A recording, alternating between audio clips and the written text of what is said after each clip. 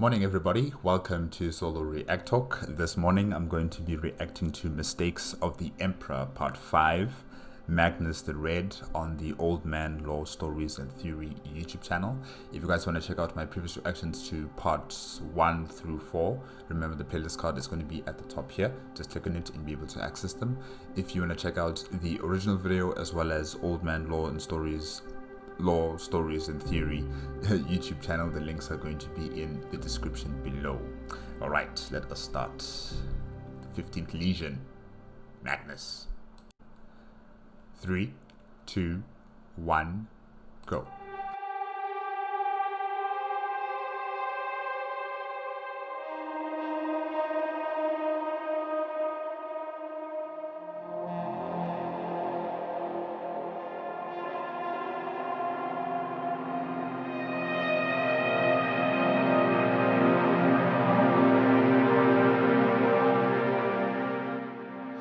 Sacrifice them?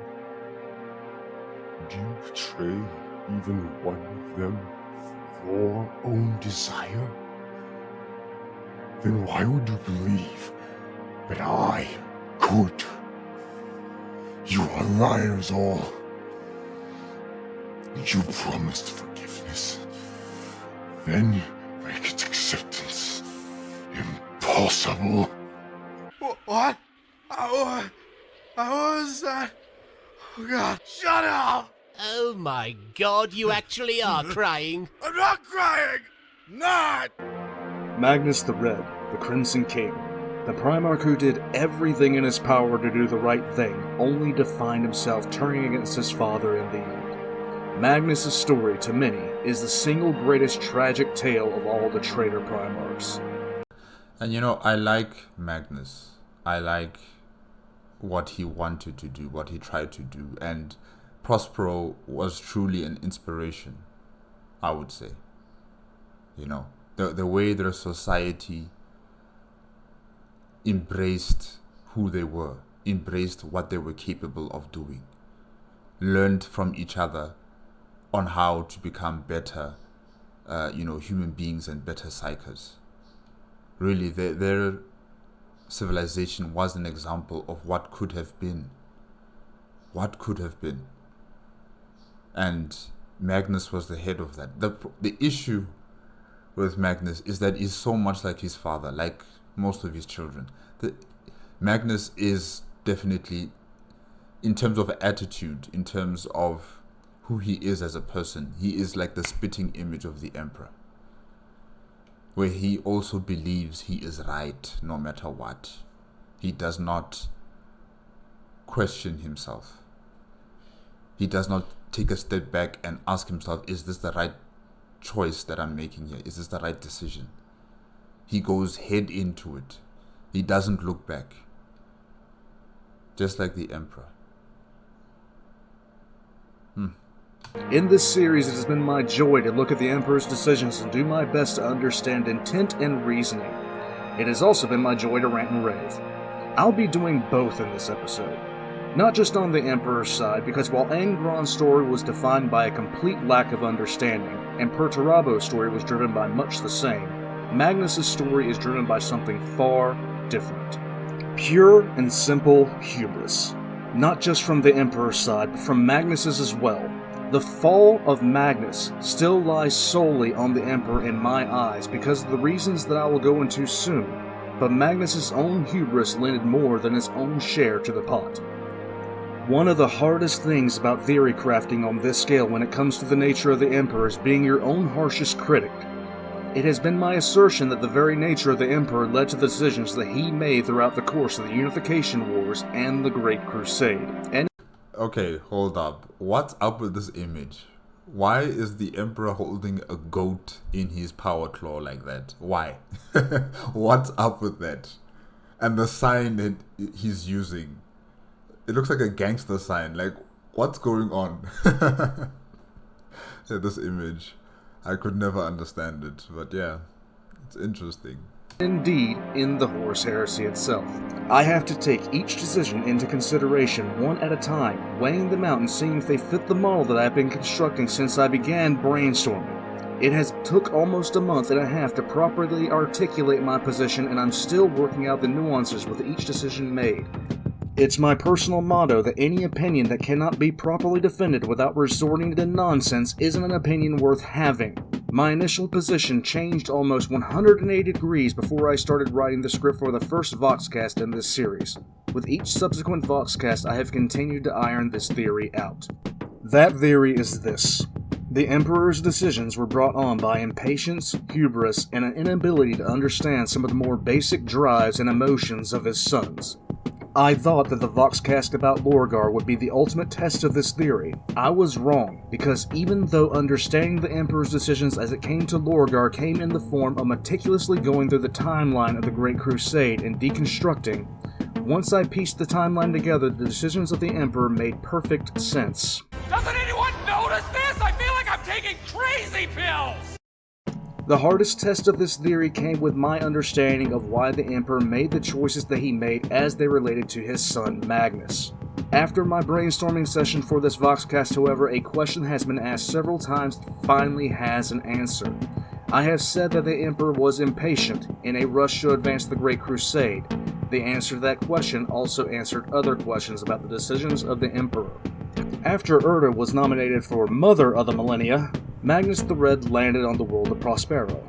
There has been speculation about the planets that several of the Primarchs landed on. Some of the Primarchs, like Sanguinius, seem to land on purely random worlds, while others, like Guilliman, landed on worlds that would serve their greatest talents.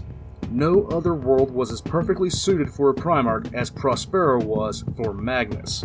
Prospero was colonizing the expansion of humanity by Psykers, who chose the planet simply because it was difficult to find, and because they faced persecution almost anywhere else. It was on this planet, with its almost entire population cyclically gifted, that the most powerful Psyker of the Primarchs landed. Magnus did not have to conquer his world. The population simply elevated him to be their leader because of his psychic might. After the extermination of a species known as the Psychnuine, Magnus turned his full attentions to the esoteric. The capital city of Prospero, as well as its population, became beautiful from the prosperity that Magnus achieved on this planet. Magnus set about turning the world into a paradise, and the population was encouraged to use their psychic gifts, in the open, trained by the leaders of the world. Magnus's rise to leadership and subsequent rule of the planet was almost completely bloodless in comparison with most of his other brothers. This was not the only way in which Magnus differed from his brothers. Magnus alone never considered that he was actually lost, because he never really felt like he lost contact with the Emperor. He remembered the gene labs back on Terra, and knew that he had been created by the Emperor to serve a purpose.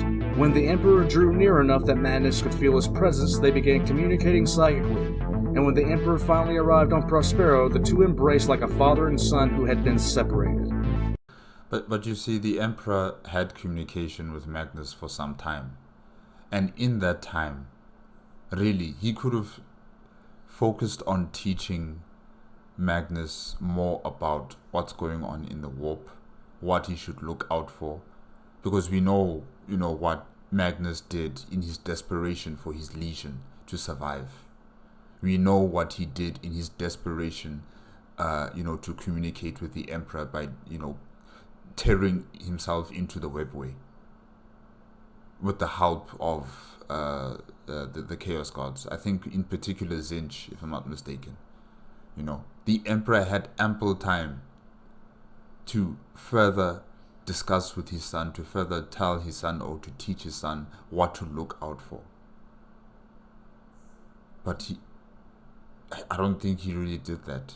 I think they were just exploring, the Immaterium in their free time. He didn't teach him enough. And Magnus is pivotal in his project. Pivotal. A very important pawn in his set piece. Someone like this should be conjoined to you when you do something as big as your Grandmaster plan. You can't leave him in the dark. He needs to be beside you, understanding each and every single nook and cranny of this plan. so that he knows his place, he knows what he's going to do, he knows how he's going to do it.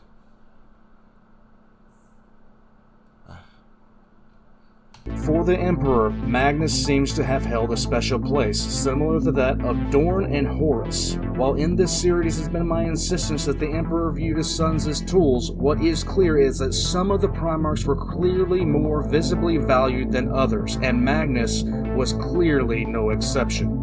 The reasons behind this should not be too surprising. Horus was eventually to be the War Master, the Emperor's general. Dorn was to be the guardian of the Imperium. But the role Magnus was to play, in the end, was greater than any other Primarch's. Attention all hands. Translation in 5, 4, 3, 2, 1. Oh, what the hell, second. Please enjoy this musical selection while your party is reached. Putting this on What's going on? speaker. Come on, Valletta, pick up. Captain... What? Scarlet. That's Captain Verletta to you, Comstar, or Inquisitor, or whatever the hell else you're called these days. Are you drunk? Not nearly enough to be listening to you. Are you shitting me? Buckle up, Buttercup. We're in the warp, going to Hobbitus 7. Why are we in the warp? And why are we going to Hobbitus 7? And why is there a Hobbitus 7 in the first fucking place? Listen up, asshole. This is my fucking ship, so sit down, shut up, and enjoy the ride. I'm in the middle of a Voxcast Captain Verletta. I don't know why you're calling the captain. I still need to understand what's your problem. Old man, what's your problem?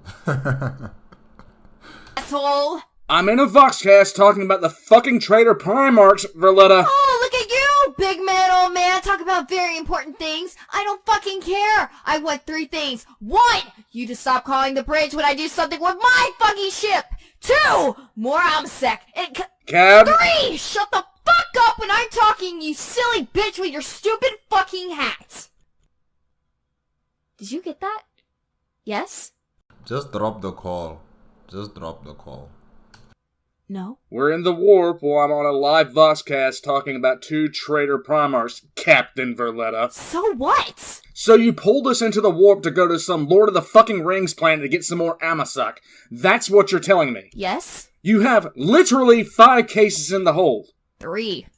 There were 6 there last week! No, there are 3. You've gone through 3 full cases of Amasec in a fucking week? Hence why we need to go to Hobbitus 7. Why there? AMSEC, asshole! In transmission! She is the captain. She will go wherever she pleases. You are a passenger.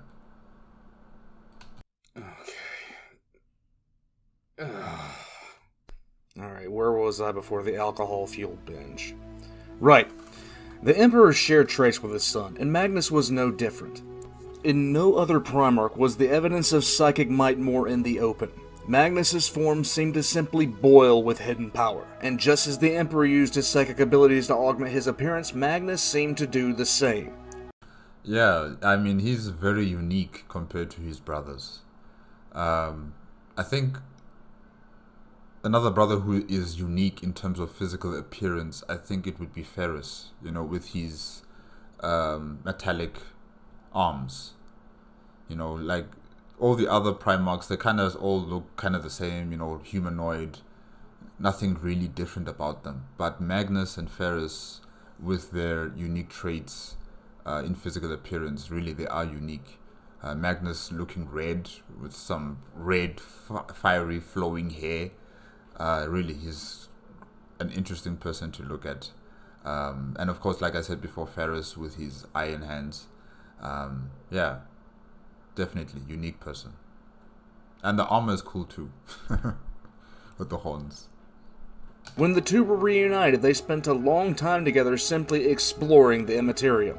The Emperor, side by side with Magnus, both teaching and warning his newly found son about the benefits and dangers in the warp. He didn't explain it deeply enough to him. Because if he did, maybe things would not have gone out the way they did in terms of his legion, in terms of the webway. He did not explain it deeply enough. He didn't tell him the whole truth. And maybe Magnus should have been that person who he'd tell the entire truth about what's going on with the warp, what he did in order for the creation of the Primarchs. He should have probably told Magnus. I'm sure Magnus, out of all the brothers, would have understood, because he's so, in tune with the warp. He's grown up with the warp. I mean, he puts his own projection into it as well.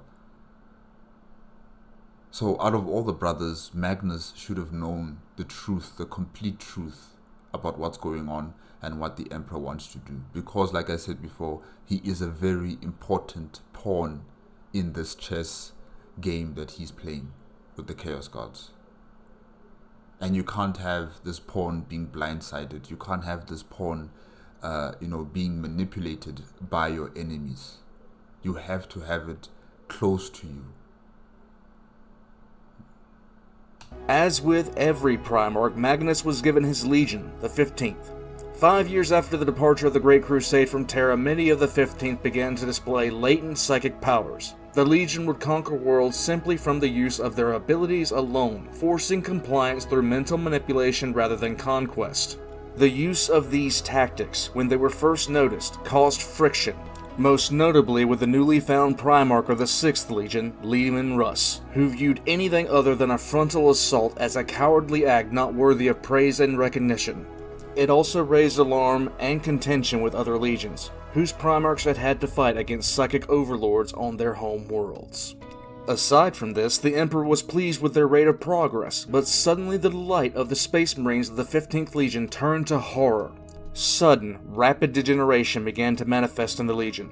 The flesh change, if that's what it... I think that's what it's called. Flesh change, yeah.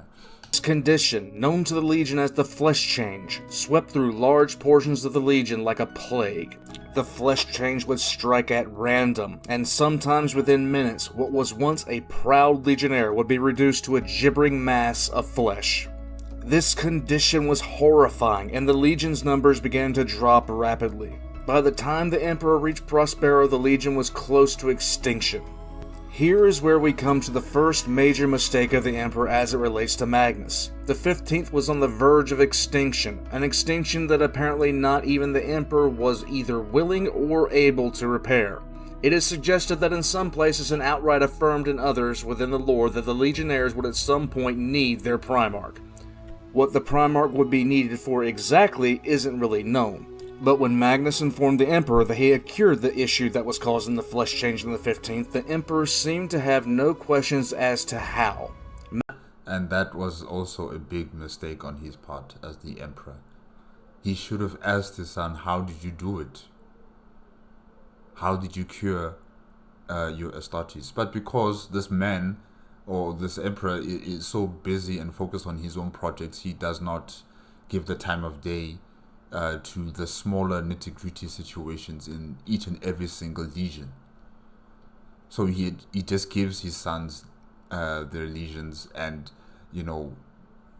whatever the Primarchs do with their legions, it's entirely up to them, as long as they continue their crusade across the galaxy. And the Emperor should have allowed the 15th Legion to die out completely, and then restart the 15th Legion after reuniting with his son, Magnus.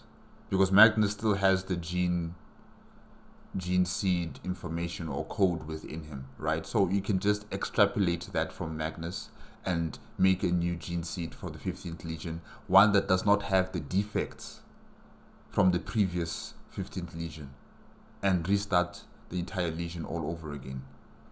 It's not a complete train smash. Allow these Astartes who are defective to die out and then restart. If they cannot die out fast enough, expunge them. They are your tools. Throw them out, kill them, and restart all over again. It should be no problem. Magnus, in his desperation to save his legion, turned to what he knew best, the Immaterium. In the warp, he encountered a being that claimed to be able to stop the rampant genetic degradations in his legion, and he struck a deal with that being, a deal which cost him much more than what he actually thought he was bargaining. In the end, Magnus sealed the deal with the warp entity, and on his return to his sons the flesh change was no more, and Magnus had a new name, the Red Cyclops, as he had sacrificed his eye to seal the pact. And his father didn't ask him about what happened to your eye. How did you lose your eye? Nothing. He just sees Magnus and he doesn't really care about his physical appearance for as long as he completes the crusade across the galaxy. The Emperor. Flesh change stopped, there were only around 1,000 left alive in the entirety of the 15th Legion. 1,000 sons of Magnus. Creative, isn't it? Now here's the issue. Even though the Emperor warned Magnus about the creatures in the warp that would seek to gain control over him and the scheming of said beings, Magnus still went ahead and sealed the deal with the entity. This entity was none other than Tzeentch. Justice planned! Magnus, even though he had been studying the warp since before he could even walk, who had emptied the combined knowledge of 10,000 years of people who used the warp into his head, and who had been just recently warned by the only being psychically stronger than him that there were things in the warp who would seek to control him. Not only does he go and try to strike a deal with one of the very things he's been studying and been warned about his entire life, but he strikes a deal with Tzeentch himself. Because no matter how much knowledge he has in that brain, he is still his father's son. The apple has not fallen far from the tree in terms of Magnus. Like what we said before, the hubris of the Emperor, it's still prevalent and alive in Magnus, where he also believes he's right no matter what. Even when it's staring at him in the face that this is wrong, that what I'm doing here is not a risk I can really take. That arrogance in him still believes that no, somehow it's going to work out right. I am right, no matter what. Just like the Emperor. This is yet another way in which Magnus differs from all the other Primarchs. When Magnus screwed up, Magnus went all out. Magnus never pulled a Lillian L. Johnson and sent away people he didn't know how to deal with back to their home world, where a century and a half later their centuries of abandonment would cause them to revolt. Magnus never pulled the Jagatai Khan, where not paying attention to the inner workings of his legion left him facing a near civil war within his legion when the Horus Heresy happened. No, when Magnus screwed up hard. The main question comes now, and that is why the Emperor just took the curing of the Legion at face value. Why did the Emperor drive the legions to conquer as hard as he did? Why did the Emperor not step in and tell Perturaba to take some time for creation as much as destruction? Why did the Emperor allow Lorgar to have a legion even though he was so obviously religious and also corrupted? Time. He doesn't have the time to deal with his sons. He just wants them to complete his mission. And that is the conquest of the galaxy. Why did the Emperor give Angron his legion, have him push the crusade forward even though he knew the butcher's nails would kill him eventually? Why did the Emperor do any of these things and more that made little to no sense? I have said impatience, but I never gave the reason why. To be honest, I was trying to rationalize the reason by self, but it becomes blindingly clear with the next bit of lore we are going to cover. In the first year of M31, Magnus was called to the planet of Nikeia for an event that will be remembered by many names. The Council of Nikeia, the Trial of Magnus, and the Hearing of the Thousands, just to name a few. By the time of the Council, Magnus and the Thousand Sons had been pushing forward the Great Crusade for over a century, having rebuilt from practically nothing to a sizable formation of Space Marines. The Primarchs differed radically in their approach to warfare, but amongst them, Magnus's Legion was often criticized for the use of their Psykers. In fact, the majority of the Legion's battle tactics relied on the use of the Legion's psychic might. It's an easy statement to make that the more powerful the individual, the more powerful the ego, and some of the Legion's Primarchs simply saw the Thousand Sons as a problem at best and dishonorable cowards at worst. It was relatively common for Primarchs to hold their tactics as the best tactics, the most humane tactics. Take Conrad Kurz, for example, who was shunned by almost all of his brothers for the terror tactics he employed. Conrad's method of warfare would often deliver entire civilizations intact at the cost of a few hundred or a few thousand lives, where another brother who openly criticized him would deliver smoking ruins and a few billion corpses. The Council of the Nicaea was nothing more or less than several of the Primarchs judging the Thousand Sons and their Primarch for their chosen method of war and loudly pronouncing their hatred of Psykers. It is here that I must discuss a complete asshole.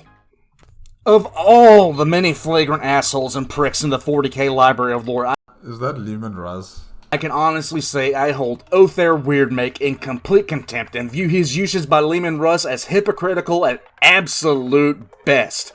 Othair Weirdmake came to the Thousand Sons and made it a point to befriend Ahriman, a friendship that he gave every indication was true and honest. Then, on the council floor of Nicaea, Othair Weirdmake committed probably number 4 in the top 10 anime betrayals, and promptly ass-fucked Ahriman for his trust, betraying him utterly and using the information he gained to paint the Thousand Sons as sorcerers. This absolute piece of bullshit squeals like a stuck pig that everyone in Magnus's Legion were sorcerers, even though his own stupid ass had the same abilities drawn from the same source. This fucking tosser didn't see it that way, however. Fucking Weirdmake decided that since he thought his abilities came from the fucking planet of Fenris that it wasn't the same. This intensely assholic shitbird, even though it was clear he was a Psyker, firmly insisted that he wasn't. He was a rune priest, which is apparently a big fucking difference because they don't get their power from the warp. Oh fuck no, see, Weirdmake gets his abilities from... Okay, fuck this. Why did the Emperor not, show them the light, the truth of where they gain their power? It's not from the planet, it's because they're Psykers. Why didn't the Emperor, say something about that?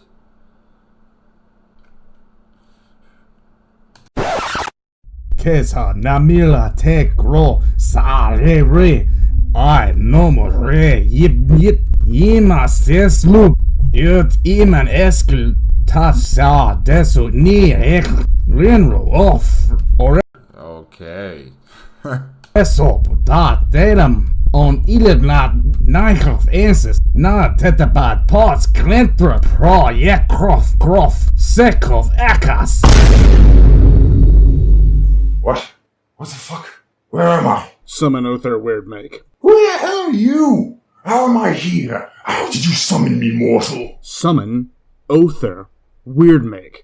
I destroyed his soul. I cannot summon him back. The warp does. Listen here, Ahriman, you sanctimonious shit. You turned every non-psyker in your legion into literal dust bunnies. So get the fuck to it before I send a message to Gilliman letting him know you want your brain to, quote, unquote, blow new life and unleash 1,000 suns with her help. Give me a minute. Back to the Council of Nicaea. There was very little suggestion that the Emperor had not already made up his mind about the future of Psykers being used in the legions.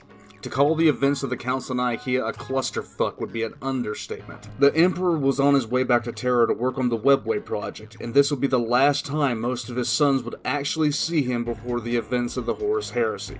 Several Primarchs were in attendance, including Lehman Russ, although his presence was kept secret from everyone else. Mortarion was present, as was Sanguinius and Fulgrim. The council itself was mostly a kangaroo court, with the decision already in place before the trial even started. After Weirdmake backstabbed Ahriman, Mortarion gave a speech that was so heavily laden with bullshit one can fully understand what sort of gases Mortarion had pumped into the tubes that he inhales. After a short interlude in the proceedings, Magnus was allowed to speak for himself, but in truth the decision was already made. Despite the final words of a committee of the chief librarians of 12 different legions, the Emperor passed his judgment. All librarians were to be returned to the battle companies, forbidden to use their powers. The use of psychic power was to be forbidden for the Astartes and in effect for Magnus as well. It also introduced a new edict called the Chaplain Edict. This edict introduced the rank of chaplains inspired by the Wordbearers, a rank that was supposed to keep the other legions focused on the vision of the Emperor.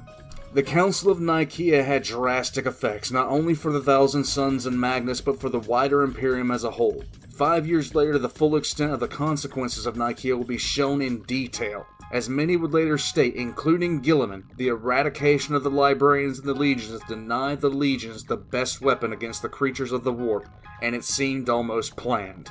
Indeed, it seems as if it were, because something happened at the Council of Nicaea that only the Custodians, the Emperor himself, and the Space Wolves actually knew about. While the debate was going on, a Custodian and a man named Caspar Hauser were watching the deliberations from far above the floor. Caspar Hauser was suspected of being a hidden one, a spy who was an unwitting spy, in the service of the Thousand Sons, unknowingly. As they watched, something in the guise of Amon, the Master of the Hidden One from the Thousand Sons, attacked both the Custodian and Hauser himself in what seemed to be an attempt to remove the compromised spy.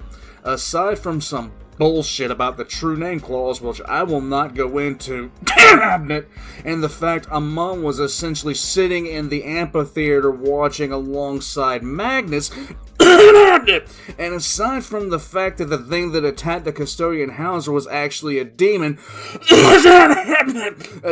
And the fact that none of these people took notice of that. The Emperor did not take notice that there was a demon inside this, council meeting.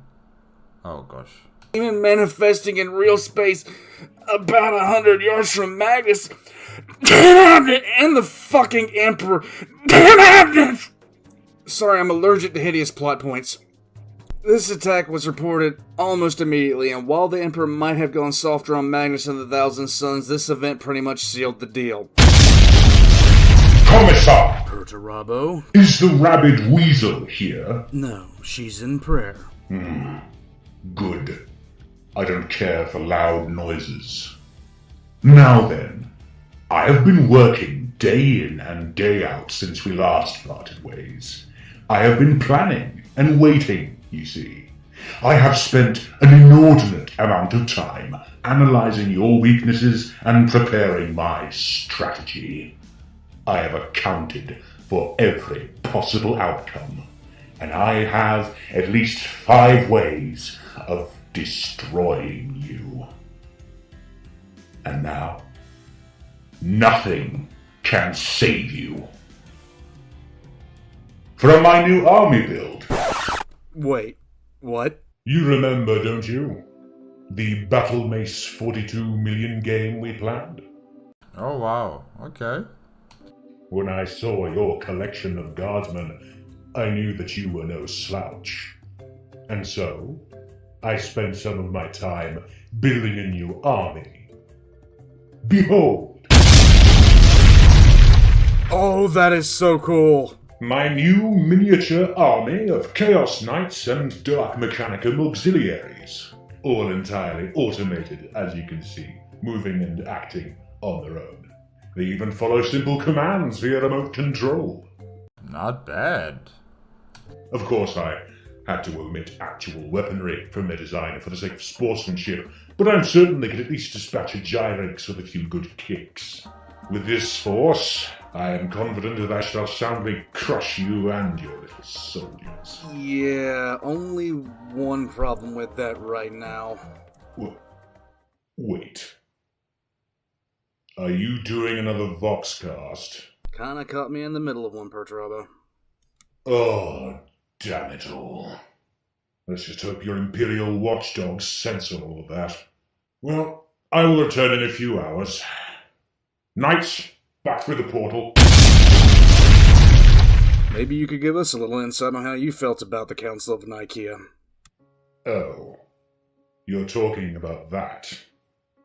The trial of Magnus the Red. Well, as you said, I was told to build the amphitheater in which that farce took place. I was initially rather elated to finally be given something to do other than smash my own skull upon enemy fortifications. That amphitheater was the first thing that my father had ever asked me to build for him. The first and last time I was able to exercise my true talents in his name. When he came to me and gave me the task, I was foolish enough to allow myself to feel a modicum of excitement. However, when it became clear that the entire council was an orchestrated puppet show, host only to illogical and fallacious nonsense, well, I quickly concluded that I shouldn't have bothered building the damn thing. I would have gladly thrown the job at dawn, had I known what my work would be used for. I shouldn't have been surprised, really. The one time I was given something gratifying to do, and he just had to turn it sour. I wonder if he still would have come to me had the council not been a foregone conclusion. Maybe. Maybe he would have, yeah. Or if he only enlisted my aid because he knew it was destined to be a mockery of discourse. Probably. On the matter of the trial itself, I took the same position as I always had. Magnus was, and is, the only brother of mine with whom I had a genuine rapport, and I had always cautioned him against the use of the warp and quote-unquote sorcery. I cared for him, and I wished that he not suffer the same fate as a certain pair of forgotten ones, shall we say. It's interesting to hear Paterabo talk like that. I know they were close, close friends. So yeah, it's very unique and special. I would have come to the same verdict in the end, had it been my decision. Really? You wouldn't support Magnus?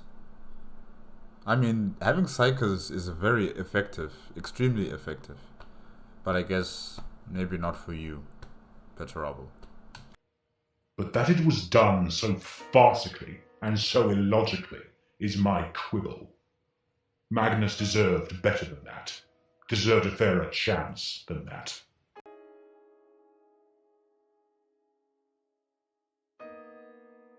The Council of Nicaea showed another matter entirely. I have stated several times the Emperor was pushing the Great Crusade hard and that he was impatient. In truth, the Emperor saw an event like the Horus Heresy was coming. What he didn't know was who or when. He did not know the exact details. He's just jumping into it, hoping. No, not hoping. He knows that he's right. Jumping into a situation where he does not know the complete and whole story, but he believes that he's right. Just like Magnus. It was clear that there was division growing between the Emperor and some of his sons, even though most of the Imperium would have been flat out offended if it had been suggested. The Emperor had a few of his sons that he was certain of their lasting loyalty. The rest he was not certain of. Horus was one of those sons who the Emperor was utterly convinced would never betray him. Also on that list was Sanguinius, Rogel Dorn, Leman Russ, and Vulcan. Of the others, there were doubts, specifically with Conrad Kirst, Angron, and Jakatai Khan that are peppered throughout the lore. Now the answer becomes clear. The main purpose in the unrelenting drive of the Crusade was to take as much territory as possible before the events of something similar to the Horus Heresy would inevitably come to pass. It was to get as much use out of the Primarchs and their legions before inevitably some would turn against him. When the Emperor left the Crusade after Ullanor, the writing was clearly on the wall for him. The Council of Nicaea was something that he clearly did not want to do. In fact, in a conversation, Malcador the Sigillite revealed that he knew and had known that one or more of his sons would eventually turn from him. What is clear is that the Emperor wanted to complete the Webway project for more than the reasons he stated to Malcador. Remember that just after Ullanor, the Emperor called the Imperial Fist back to Terra to fortify the capital of the Imperium. The only reason to call upon a legion that's greatest strength is holding fortifications is because you expect fortifications to need holding. Also, should any of the legions have turned traitor after the Emperor had finished the Webway project, the Emperor could have easily sent the entirety of the Imperial Fists, Sisters of Silence, the Custodians, and entire Titan legions to the location of the traitor in question in a matter of hours. The Emperor knew that he was going to be betrayed. In fact, it's most likely he knew that it was a possibility before the Primarchs were scattered throughout the galaxy. But you see, that fatalism of him knowing that, some of my children are going to betray me. But he never tried to change that part. He believes that he is right, that yes, my sons are going to betray me. He doesn't take a step back and say, is there a way for me to try and change that? Can I do that? How will I do that? But no, he's focused so much on the Webway project that he doesn't allow himself to have the time to try and figure out how to help his sons. They were scattered, that possibility became an absolute certainty as he had no hand in their development.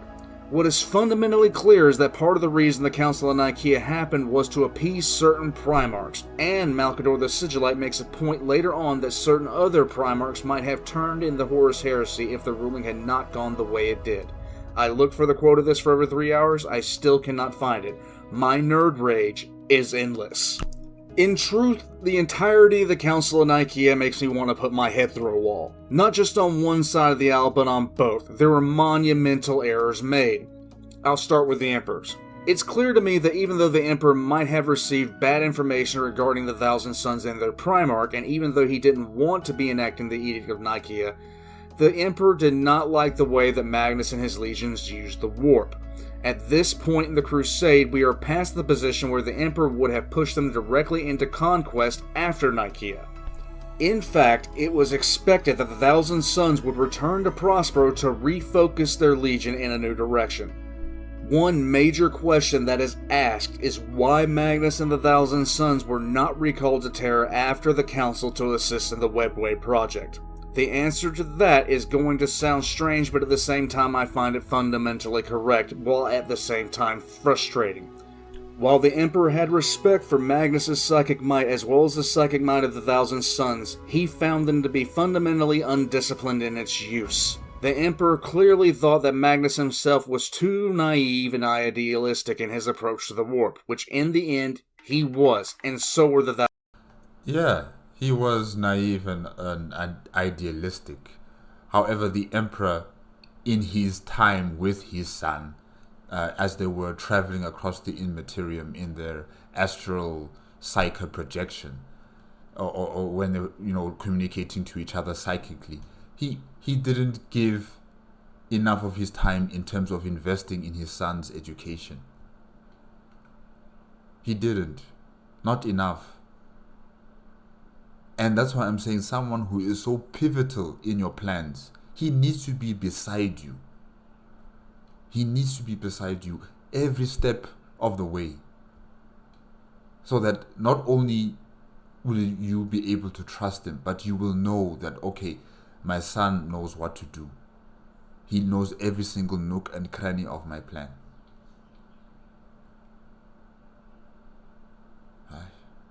Thousand Sons. Hubris, impatience, and a lack of fundamental understanding. These were the primary reasons behind so many mistakes the Emperor made. At some point later in the lore, we find out that the Thousand Sons had been fundamentally corrupted by the warp, and in the Emperor's eyes, they were past the point of saving, even at Nicaea. The Emperor's main mistake in all of this was not recalling Magnus to Terra immediately after the Council of Nicaea itself. What infuriates me more than anything else is the fact that Magnus received a vision on Nicaea, a vision of Horus betraying the Emperor. And he did? Instead of calling to the Emperor right then and there when he received the vision, he decided not to say a word. He didn't? Wow. Wow. And oh gosh, I do say, to the Emperor that he should not fall into the trap of, calculating all these possible futures that he's seeing. And I'm going to say the same thing with Magnus, that he should not, be engulfed into this abilities of his of seeing into the future and believing that it's 100% going to come into existence. You should try to be disciplined and restrain yourself from falling into that trap. because you don't know the whole story behind that future that you've seen. You've only seen a slither of it. You don't understand what led up to it. And that's what creates that mistake. That's what creates that future coming into existence. So, yes, he should have told the Emperor. He should have told the Emperor. But also, they also should have tried to find a way to make sure that that future does not happen. Don't do anything hasty. Don't, start thinking that you know the answers to this problem and only you can do it. They should have done it as a team, the Emperor and Magnus. But now old man is telling me that he didn't tell the Emperor. Crazy. Even though he was told that Horus is going to be transformed on a moon in the Davin system, Magnus was flat out told right before he was going to stand in front of his dear old daddy and get the decision that led to the Edict of Nicaea that Horus was going to betray the Imperium. The fact he didn't tell the Emperor right then and there blows my mind, but it all comes back to the same thing that I've been talking about. Hubris, impatience, and a lack of fundamental understanding. And when Magnus screws up, oh by the Emperor does he ever screw up. Why didn't he tell the Emperor? The sins of the father are the sins of the son in this case. Hubris, pure and simple. At no point does Magnus actually consider telling his father. In fact, his first instinct on waking up for the vision is to immediately return to Prospero. He doesn't tell the Emperor who is in the next room because he claims the Emperor wouldn't believe him. But in truth, the reason he doesn't tell the Emperor is because Magnus is convinced that he can save Horus himself. And aren't they both psychers? So couldn't the Emperor just probe his mind and see this vision that Magnus is talking about? Really, this part of, he won't believe me, I don't understand that notion when it comes to psychers. You guys can read each other's minds. You guys can extrapolate memories from each other's minds. And you'll be able to know what is fictional and what is factual. The Council of Nicaea was concluded, he immediately went back to Prospero and almost instantaneously broke the Edict of Nicaea, using astral projection to continue the research of what he had already learned in his vision. Let me make it clear what is happening here. Literal days after being told that breaking the Edict of Nicaea would make him an enemy of the Emperor, Magnus willingly broke the edict. He didn't do it because he absolutely needed to, or because it was a life or death situation. He didn't do it by any accident or because it was habit. He broke the Edict of Nicaea because he believed he alone knew better than anyone else. Spoiler alert. Magnus screwed that up. Another spoiler alert. He does this habitually. Whoa, Airman, what the hell? What is it, mortal? What the hell are you doing? I'm trying to summon their weird make. What's with the pile of corpses? Can you explain to me exactly? Mortal, you live in a galaxy filled with trillions of unwashed, stinking vermin. And what does that have to do with a pile of corpses 2 meters high? They are all named their weird make. All of them? Look, I told you this could take a minute. You 41st millennials sicken me. You just want a button to push, and you get what you want right when you want it. You don't have a mind to do any work for it. Oh no, you're just so used to getting what you want as soon as you want it. You don't even consider what it takes to get it done. Did we just work a millennial versus Generation X argument into this Voxcast? Exactly. Fuck's sake, well did you have to kill them all? And exactly what did you want me to do with them? You could have always sent them back. Look, Commissar, I don't tell you how to execute the walking bags of flesh you call guardsmen. Don't tell me how to execute bags of flesh that manifest out of the warp. Those are not the same fucking thing! To take a long story and put it into a short version, Magnus tried to save Horus using astral projection, but his presence only took a bad situation and made it worse. His appearance to Horus and his open use of sorcery that was banned by the Edict of Nicaea stunned Horus. In the end, Magnus's attempt to turn Horus away from the heresy only seemed to seal the fate of the galaxy. You see, like I said, you've only seen a slither of that future. You don't know the process that led to that future. And because you don't know the process that led to that future, you are blindsided. And your arrogance and your pride in believing that you are right has initiated that future to come into existence. When you should have told the Emperor, I have this vision. Help me. If you don't believe me, read my mind and you will understand what I'm going through.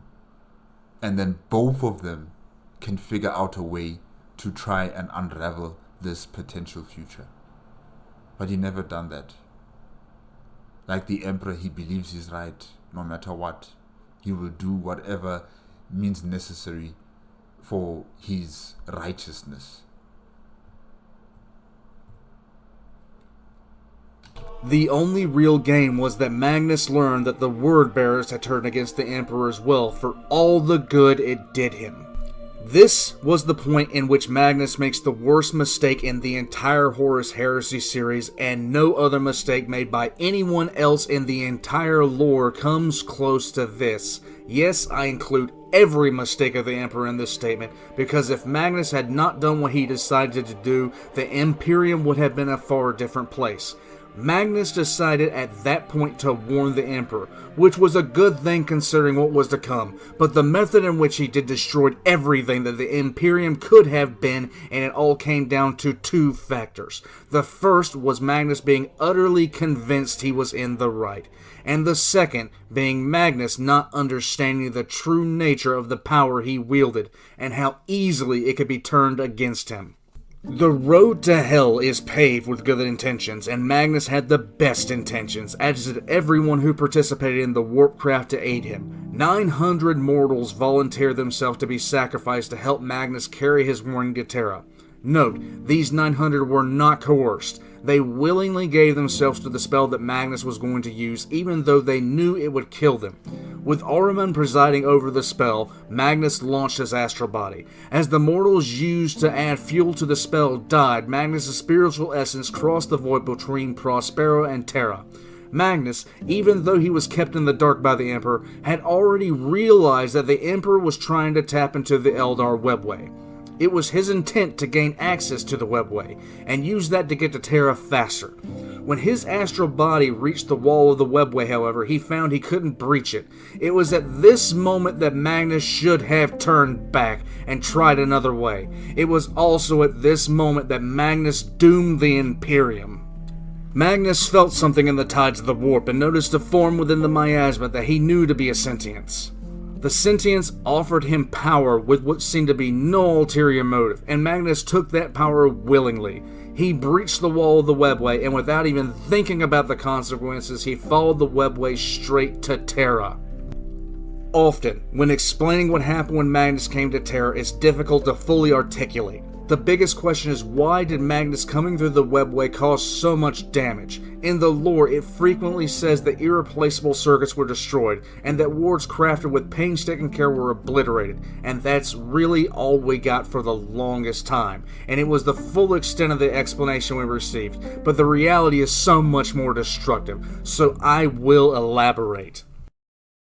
When Magnus came to Terra, the damage that it was caused was comparable to a direct hit from a high-yield nuclear warhead. The first signs of the approach of the Crimson King were felt as headaches and agitations in the City of Sight, a district within the Imperial Palace where most of the psionic might of Terra was concentrated. It was felt in the Whispering Tower, which held the Choir Primus, the astropathic hub of communication on Terra. When Magnus' astral body breached the wards of the Imperial dungeons, the results were absolutely catastrophic. The psychic wards that had protected the outside world from the emanations of the webway were quickly burned out. The damage had been done to the webway project, and the Imperium's fate had been sealed, but the full effects of Magnus' folly were not done. The intense power of the psychic force began to systematically tear away at the most powerful wards the Emperor had ever constructed. and it took 2 years before those wards finally failed. The Emperor could not reinforce the wards because Magnus had imprisoned him on the Golden Throne through his ignorance. When those wards failed, the results outside were nothing short of cataclysmic. On the day that the wards failed, it had only been a few days after the Imperium had received word of the Istvan V drop site massacre. The final wards failed, and the full brunt of the psychic backlash was let loose on Terra. The sheer force that Magnus unleashed, as well as the wall of force from the warp itself, blasted through the Imperial Palace and beyond.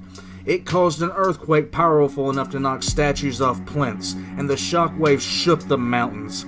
Entire segments of the population of Terra devolved into rioting and brutality across the planet. Millions committed suicide. Millions more were mentally rewired, causing entire families to simply forget who they were. Fathers forgot sons, mothers forgot daughters. Entire segments of the population became mentally wiped clean. Small villages simply vanished, never to be seen again. In other cases, populations vanished, leaving behind empty buildings. Creatures from the warp born out of nightmares of the population, as well as ancient myths, stalked across the face of Terra.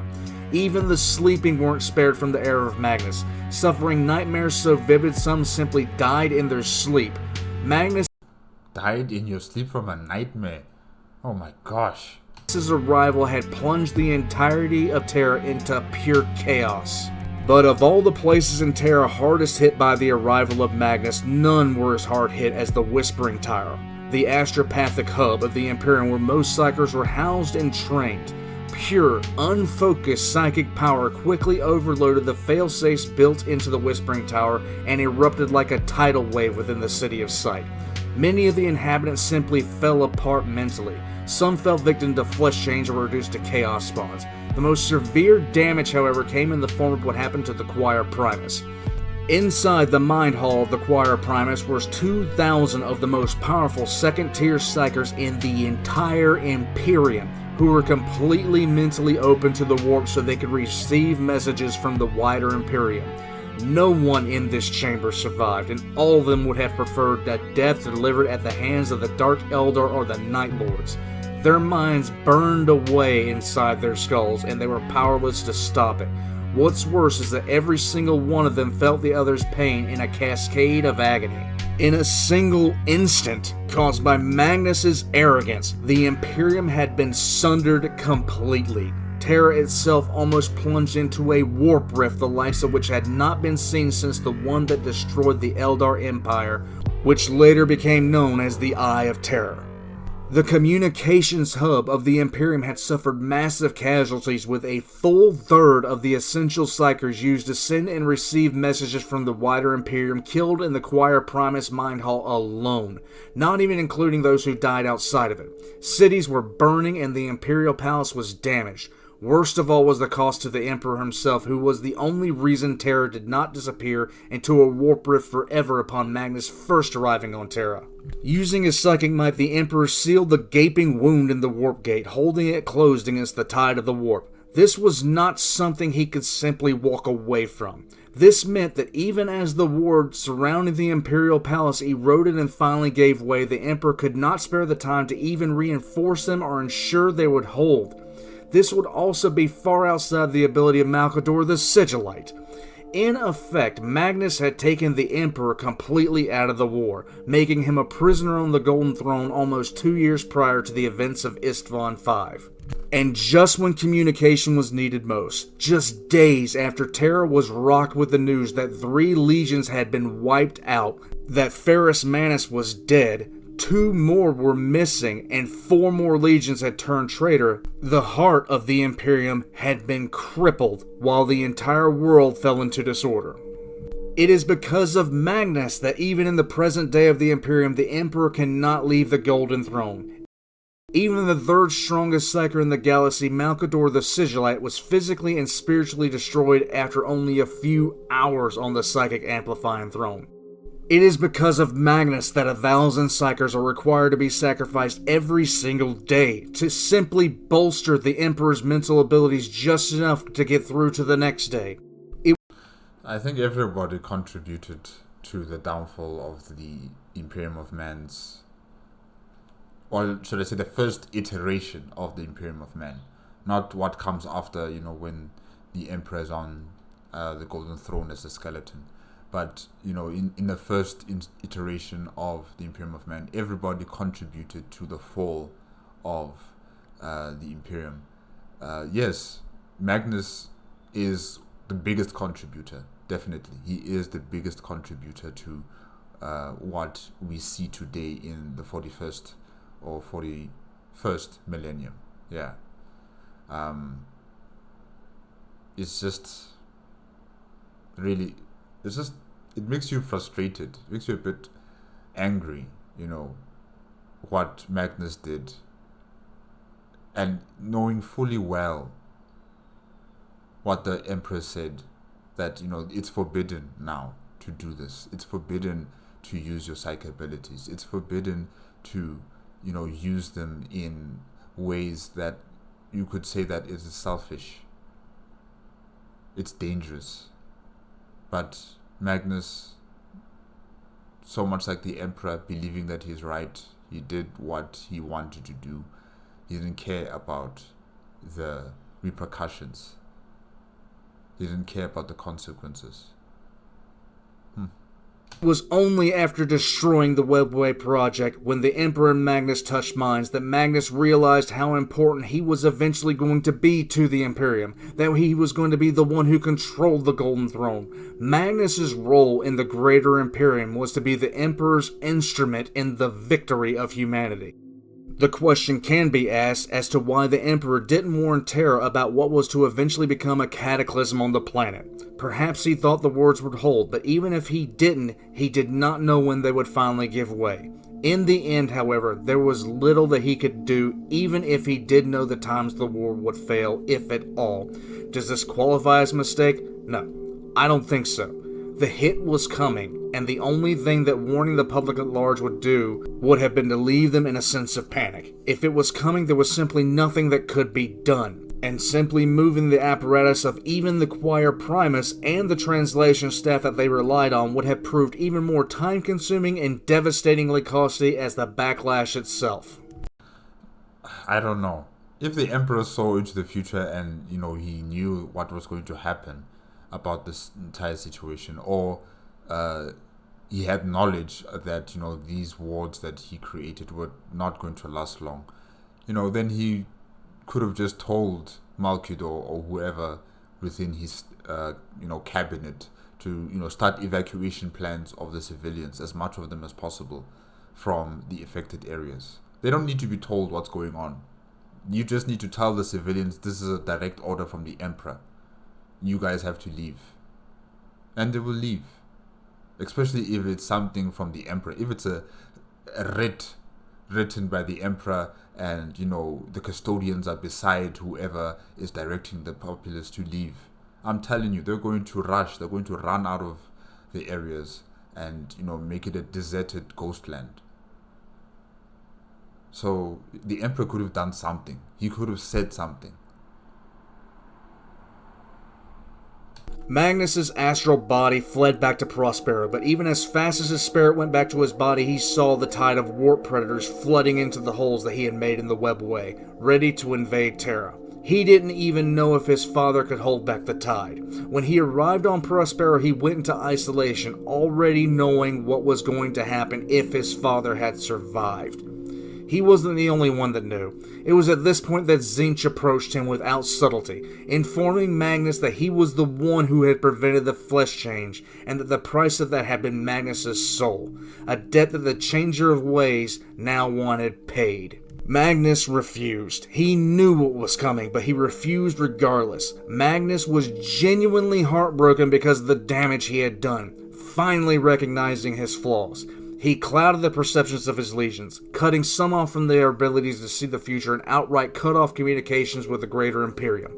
He even killed one of his sons to keep the fact that the wolves were coming to Prospero a secret, and he did it so well the Thousand Sons didn't even know an attack was coming until they were literally being subjected to orbital bombardment. When the ground assault came, the Thousand Suns had barely formed into a scratch defense alongside the planetary forces of the Prospero called the Spire Guard. The Space Wolves did not even face a naval threat, as Magnus had dispatched the entirety of his naval forces to other systems. The total numbers of the defenders amongst the Thousand Suns can be estimated to be around 10 to 13,000, supported by 85,000 planetary defense troops and about 8,000 tech adepts from a nearby Forge world, and 12 Titans of the Legio Xenobax. Rumors that there were over 60,000 of the Thousand Suns are highly inaccurate.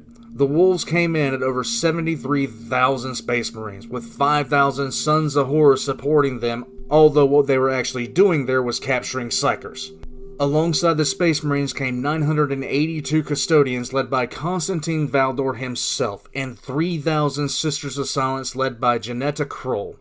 Psi Titans.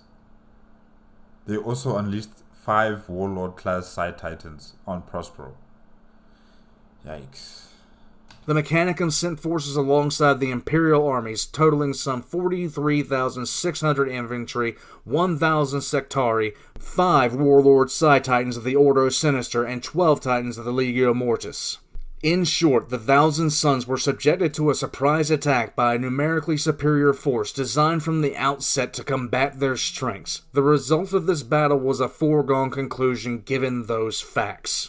And it sucked. Fuck! Put a bell on, you asshole! Mortal, it is not my fault you have the situational awareness of a wet towel. I have weird make. Oh well, let's go. Wait, why are you going that way? I had to move rooms. By the way, I enjoyed listening to the last few Voxcasts you've done. How did you even know how to... Interwarp. It wasn't hard to figure out what to look for. Your damned symbol is on the screen right now. What the hell are you talking about? Interdimensional fourth wall-breaking, backflipping war fuckery. Figures. Why did you move rooms? There are trillions upon trillions of swirling maggots in this Imperium. You'd be surprised how many cruel parents made a combo like, oh, they're weird make. Exactly how many did you kill? Oh, by the gods, does it actually matter? You vermin die constantly. Call me vermin one more time, and I'll summon someone else. I assume you know of whom I speak. Weasel. Yes, her. Understood. Carrying on. What? Why is he screaming? Why is he screaming? Well, when your soul is devoured, you are stuck there until someone wakes you up to reality. If you're reincarnated, then you're living that moment over and over again. And the point of having him relive that is? Amusement. Right, carry on. Do you think we should... Well... fuck him.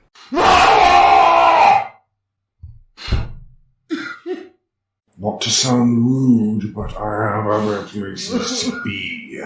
Right. Ah! I will cut your thread with the murder make! Maleficarum! Maleficarum! Oh, shut the hell up, you bootleg Yoda. Yoda? Well, he's stupid. Slap him again, I don't think he's fully come around. What? Ow! What was that for? Felt like it. Ahriman? Hello, old friend. Where are we? We were fighting on Prospero. Correction, I was fighting. You were losing. And... fall further. Well, since no one knows what you're on about, let me elaborate. The Space Wolves landed on Prospero with their entire landing force intact, then waged a war of genocide against the planet's defenders. Leman Russ himself led the attack, and even though the Thousand Suns and their support elements were taken off guard, they still managed to mount a basic defense. It was a surprise attack. A genocide? No.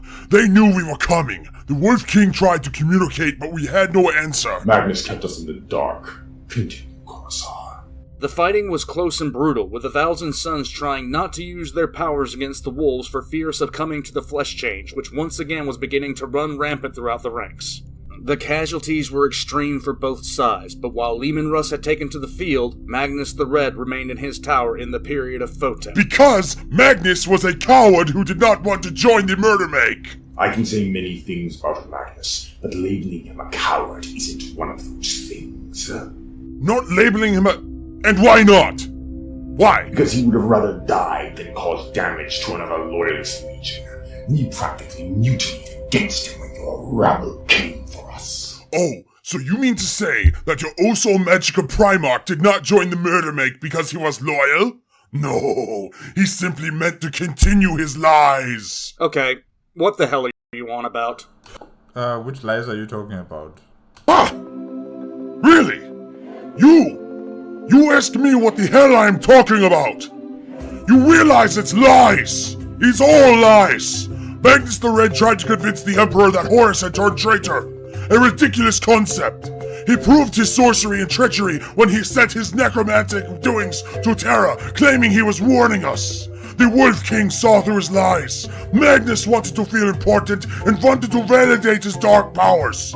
So, he told lies to the Emperor about his beloved son Horus. And then he lied to you, Aramin, so you would die and make him look the martyr. And he would die and look the betrayed, even though he was the one who was betraying you and playing you and your Marines for fiddles all along. Okay, are you actually trying to say that Magnus sent a false warning to Terra, breaking the edict of Nicaea to warn the Emperor that Horus was going to betray him, then refused to take the field against the Space Wolves, and he allowed his legion and would have allowed himself to die, and he did that because he wanted to reinforce his lie? Yes, reinforce his lie. Exactly. That is Just fucking stupid! Stupid. Fucking stupid. No, it is what the Wolf King believed. And this is why I made my own war band. Commissar, continue, please. I have to get back to my own affairs after all. Right, weird mate. Do you know of anything after you fought Armin?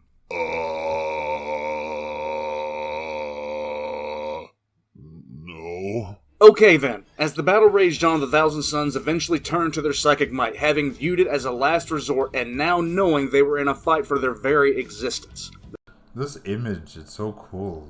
Seeing the Sister of Silence, just using a great sword and plunging it directly into, I think it's a Terminator. Yeah, Terminator Astartes of the 15th Legion. Yeah, wow. The Thousand Sons were fighting not only the Space Wolves and their supporting groups, they were also fighting against the flesh change that was suddenly tearing through their ranks. The Space Wolves, for their part, unleashed everything they had against the Thousand Sons, including the Wolfen, Space Marines so mutated by their gene seed that they were little more than howling animals. It was at this moment that Magnus finally entered the fray right at the steps of the Pyramid of Photep. He fought the Wolf King Leman Russ alone, all the while fending off attacks and advances from the rest of the Space Wolves against the Thousand Sons. Magnus's goal was to protect the remainder of his sons for a final right. With all things being considered, Leman was outmatched by Magnus. Without the outside distractions and interferences, Magnus would have, in my opinion, taken Leman apart. Leman Russ lost a heart, but in the end, a blind swing from Leman struck Magnus in his remaining eye. Leman took advantage of the momentary shock to the Primarch of the Thousand Sons, lifting Magnus over his head and breaking the Crimson King's back over his knee. As Russ raised... What's up with these Primarchs? And even, yeah, they're always throwing people on their knees. they're always breaking their backs on their knees. I don't understand. Is that like their favorite move? Ugh. His sword to behead Magnus. Something happened, and both Magnus and his legion vanished, only to reappear on the planet of the Sorcerers, deep within the Eye of Terror. Delightful place. Some is spectacular. I sense sarcasm. Correct. I said sorcery and lies! Which brings me along to the conclusion of this. What was the Emperor's mistake, the greatest one in dealing with Magnus? While not as ridiculous as the theory that Leman Russ had, the Emperor actually did not make an error in sending the wolves to Prospero. Armin? Yes? Keep Weirdmake's mouth shut during this. With pleasure. When the Emperor sent the wolves of Fenris to Prospero, it was not to lay siege to the planet and kill Magnus the Red. Far from it. Even though the Emperor was not exactly pleased with the results of Magnus's astral trip to Terra, he did not want Magnus killed. Far from it. He might not have cared about the 1,000 Suns, but he wanted Magnus brought to him. It was only through the manipulations of fucking Horus that the 6th Legion came to Prospero to level it. The Emperor truly did nothing wrong in this regard. Horus convinced Russ that his orders had been changed, but even then, Leman Russ did not want to kill Magnus. The biggest problem between all 3 parties in this, Russ, Magnus, and the Emperor, was hubris in their own judgments. Russ was fully convinced that Magnus had a spy in his ranks and fully convinced that he had found that spy when the spy was nothing more than a pawn of chaos all along. He was convinced that Magnus was treacherous because of his own biases. And because of those biases, Leman Russ and his wolves tried to exterminate a loyalist legion. Magnus was under the complete conviction that he knew better than everyone else until absolute disaster proved to him that he did not. His desire to prove not only himself but the cause for the esoteric led him into terrible decision after terrible decision. At this point, he was not fully committed to chaos, and he only eventually turned fully to chaos after the events that I will go into in the next mistakes of the Emperor. The Emperor, in his own hubris, left the Council of Nicaea without informing the most inquisitive of his sons what he truly intended to do after he stripped that same son of the majority of his purpose. The Edict of Nicaea was never, and I repeat, never going to stick around for long, and the Emperor knew as much. If he had entrusted his sons with his true goals, none of this would have occurred. But not just any son, this son in particular, Magnus. Not all the other ones, just this one. The Emperor had an extremely good reason for not telling his sons his true goals, which, again, I will go into in the next mistakes of the Emperor. Suffice to say, I'll be repeating again, the Emperor did not understand his sons, and that lack of understanding was going to pave the way for Magnus's true fall. But back to the aftermath of the Battle of Prospero. Only 1/10 of the 1,000 Suns escaped Prospero, while the entirety of Prospero itself died as a result. 1,242,000 Suns in total. And if you add 1, 2, 4, and 2, the number you get is 9, which is the holy number of Tzeentch. Justice Clan! All other forces that defended Prospero and every civilian that didn't see the writing on the wall and fled before the wolves arrived also died. Of the 73,200 space wolves, only 50,200 survived. 23,000 space wolves died during this assault. Over half of the Imperial Army elements died as well, and the losses of the Sisters of Silence as well as the Custodes were substantial. It is fair to say, without any reservation, that if Magnus's heart had been in the fight and the 1,000 Suns were waiting on the wolves, the cost of victory would have been substantially higher, if the 6th would have won at all. Outnumbered 7-1 in terms of Astartes alone and attacked with no warning, the 1,000 Suns managed to kill a full third of the wolves. Yes, he did. He did kill a third of us with the use of sorcery. Oh, come on, the last thing I showed you before I threw your souls to the void was the truth about where your powers come from. Well, they come from the ice storms of Fenris. Here we go again.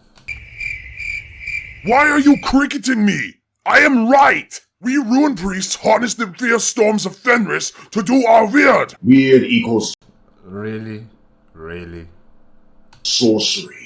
No. It is not sorcery. Nay, it is not. It is weird. Okay, let me put this in a language you can understand. Listen here, you wolfing bastard. I'm wolf of your wolf. Wolf makes you wolf bull wolf. You have the same wolfing wolf that has wolfed in the same wolfing way, but somehow it's weird and not wolf, because wolf said wolf and you wolfing bought that? What? You're a wolf of the wolves. Oh, Fuck. You understood that? What you need is wolf to take a wolf on your wolf and wolf to the wolfing wolf. How can you wolf when you wolf, you wolfing wolf? Like I said, he's a wolf of the wolves.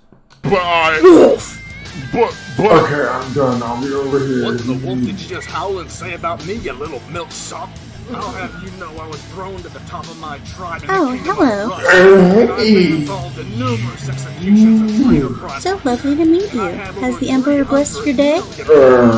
Yes. The Emperor is abundantly regressing. Calm before the storm.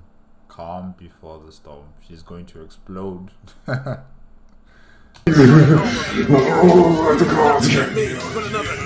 chapter are you from, noble Astartes? Chapter! The Blood Ravens. Don't say it. Yes, I am from the Blood Ravens. Knowledge is power, guard it well. Blood Ravens. How delightful. Commissar! Yes, Sister Evelyn. I'm going to go lock up the reliquary. Very well, Sister Evelyn.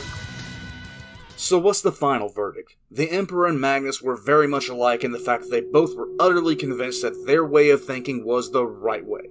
The only way. Magnus, in his effort to prove not only himself but the validity of psychic power, destroyed anything the Imperium could have been. The Emperor did much the same to himself, but for different reasons. Firstly, by not telling Magnus himself about the Webway project and bringing him instantly to Terra, but also refusing to believe that Horus could have actually turned on him. The reason for both of these things is, as I have stated before, hubris. The Emperor actually had a reason not to inform all of his sons what he was doing on Terra, but I still believe he should have brought Magnus to Terra and showed him himself. I am saying he should have brought Magnus since day one. The first time they met physically. He should have told him, my son, we're going back to Terra. I need to show you something. I need you to understand what I'm doing back on Terra. I need you to know what it means for you and how important you are going to be in this project. From day one, as soon as they met, let's go to Terra. That's what should have happened. I often question why he wouldn't have told Magnus of all people, but at the same time, if you're the Emperor, and you believe wholeheartedly you have literally everything figured out and know exactly what you're going to accomplish, then why would you bring along anyone who would at best question your methods and at worst hinder them? Magnus was an idealist, and to readers it's one of his more endearing traits, but that is not a trait the Emperor would have appreciated in his ear working every day on the very project that had been the end goal of the Emperor's entire plan. It didn't matter that Magnus was involved at the very end of it. This wasn't even the first time that the Emperor had kept secrets from his sons, but it was the most drastic and overt. There are several instances peppered throughout the Horus Heresy series where the Emperor had his sons mind wiped to keep critical information a close secret, including Horus. So if this was his final victory condition, it not only makes sense he wouldn't speak openly of it, it also makes sense he wouldn't open the door for help. In this instance, I am not saying the Emperor made the perfect call. I actually believe he made a mistake not bringing Magnus to Terra immediately after the Council of Nicaea. I'm only saying it's well within the scope of the character of the Emperor himself to have done this. Not only that, but as I have stated, the Emperor knew very well sooner or later one or more of his sons would eventually betray him. The Imperial Webway project was going to be the instrument that made something like that entirely impossible, or at the very least a lot more difficult.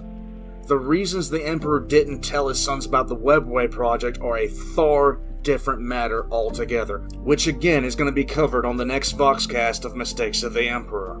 At the end of the day, the fact the Emperor couldn't bring himself to believe that Horus had turned on him is no surprise. Of all the Primarchs, the Emperor had showered Horus with the most praise and had spent more time with him and had lifted him up the highest. While most of his sons the Emperor treated as tools, Horus was perhaps the only one that ever approached gaining something of genuine affection from the Master of Mankind. Not even Magnus approached this, even though the Emperor treated Magnus differently, again, from the rest of his sons.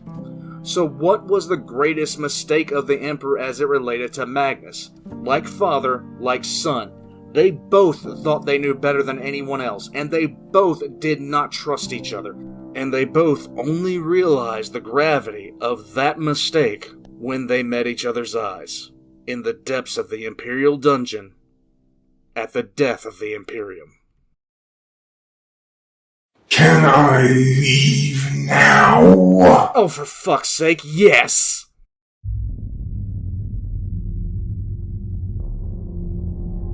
In the last 5 Voxcasts, it's been my privilege to put some of the actions of the Emperor of Mankind into context, to point out flaw or provide reasoning. It's time to do the same to this.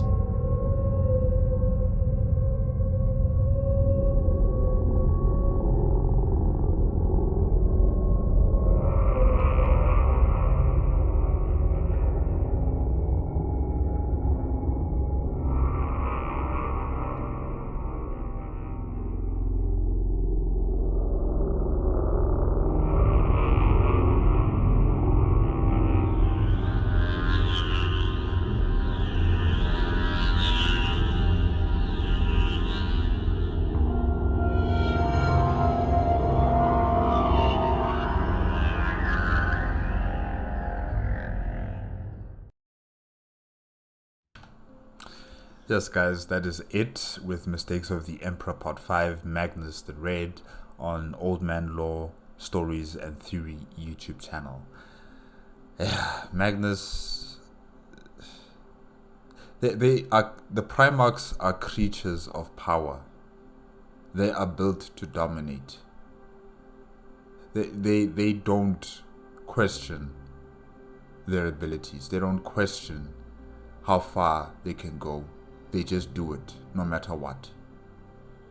And with Magnus, he is like the most perfect example of that.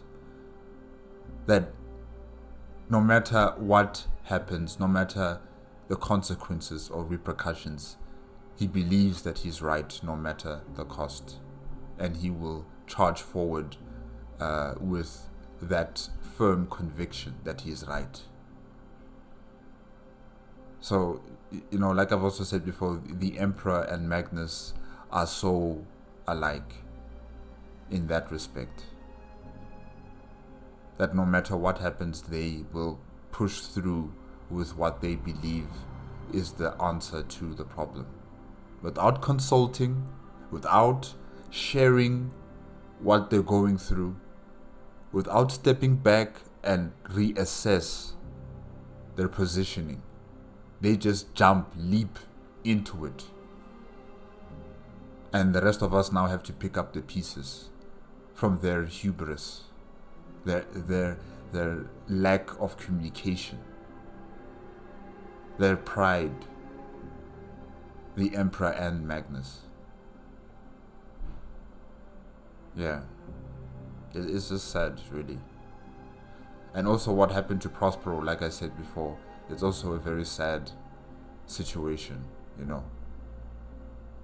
That, like I said before, that place really was an example of what truly could have been for the Imperium of Man. And now all of the knowledge, all of the skills and research and the people of Prospero, gone, destroyed. That little flicker of light has been extinguished. And now we're left with people who are worshipping the Emperor like a god. We're building temples, we're building churches, instead of building places of knowledge and understanding. We are fearing the warp when we should not fear it, respect its existence, respect its power, yes, but we should not be fearing it. Or we should not be indulging ourselves into its possibilities. We should respect its existence. Like when you are entering into a game reserve, respect the wild animals that are in that game reserve, because they will eat you if you do something stupid. Like if you just jump out of the car and you say you want to take pictures of the wild animal at a closer distance, it will kill you, it will eat you. Or, you know, not showing, you know, proper decorum when entering into a game reserve, where you think you can just walk in and do as you please. The animals in there will kill you if they are startled. The same way I am connecting it with the warp. Respect the warp, respect its power, but do not fear it, and also do not just jump in there and do as you please and thinking that it's the perfect answer to your problems. But yeah,